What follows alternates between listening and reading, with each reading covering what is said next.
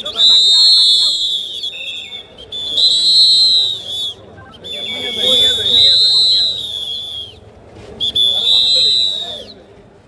সাথে সাথে আমার কাছে বলেছিল যে ওনার পিপাসা লেগেছে এবং ডায়াবেটিসটা ওনার নিয়ন্ত্রণে নেই।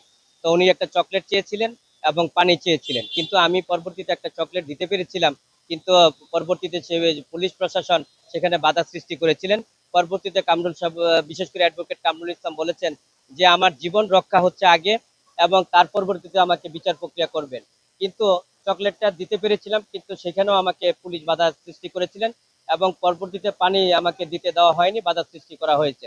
আমরা মনে করি একজন আসামির যে জীবন রক্ষা করা সেটা হচ্ছে সাংবিধানিক অধিকার, কিন্তু যে সেখানে মানুষের পানি বা চকলেট দেওয়া যাবে না এটা আইনের কোথাও নেই। যে আজকে প্রাক্তন আইন প্রতিমন্ত্রী এবং খাদ্যমন্ত্রী, বিশিষ্ট আইনজীবী এবং অ্যাডভোকেট কামরুল ইসলামকে আজকে শাহবাগ থানার 36/9/24 মামলায়, হত্যা প্রচেষ্টা মামলায় ওনাকে গ্রেপ্তার দেখানো হয়েছে।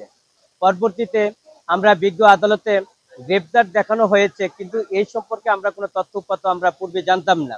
এবং গ্রেপ্তার করার পরে আমার বিশেষ করে আমাদের প্রাক্তন মন্ত্রী অ্যাডভোকেট কামরুল ইসলাম প্রশ্ন করেছেন যে কোন মামলায় এবং ধারা কি, বাদী কে এবং ভিকটিম কে, সেটা আমরা জানি না।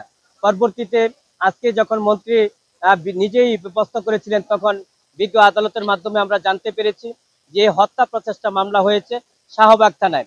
দেখেন, বিচার প্রক্রিয়া স্বচ্ছ থাকবে, দিনের মতন পরিষ্কার থাকতে হবে। আমরা রাষ্ট্রপক্ষ থাকবে, আমরা আসামি পক্ষ আইনি লড়াই করে যাব, কিন্তু সেখানে আমাদেরকে তথ্য উপাত্ত দেওয়া হচ্ছে না। সম্পূর্ণ অন্ধকার জগতে রেখে বিচার প্রক্রিয়ার দিকে এগিয়ে যাচ্ছে, যা সম্পূর্ণভাবে আইনের শাসনের পরিপন্থী, ন্যায় বিচারের পরিপন্থী। আমরা মনে করি, দেখেন, উনি অ্যাডভোকেট কামরুল ইসলাম, ওনার বয়স হচ্ছে ৭৮ বছর, উনি অসুস্থ এবং ডায়াবেটিসের রোগী।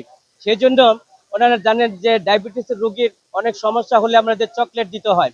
তখন অ্যাডভোকেট কামরুল ইসলাম বলেছিলেন একটা চকলেট দেওয়ার জন্য এবং পানি দেওয়ার জন্য, কিন্তু সেখানে আমি চকলেট দিতে পেরেছিলাম, কিন্তু পানিটা দেওয়া হয়নি। কিন্তু পরবর্তীতে সেখানে আমরা মনে করি মানুষের জীবন হচ্ছে আগে, সেখানে আগে বাঁচতে হবে। সেই কারণেই যে মানুষের জীবন রক্ষা করার জন্য সেই চকলেটটা বিশেষ করে আমরা দিতে পেরেছিলাম, কিন্তু পানিটার আমরা অনুমতি পাই নাই।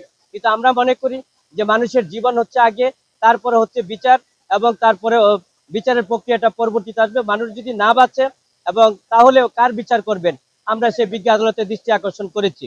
এবং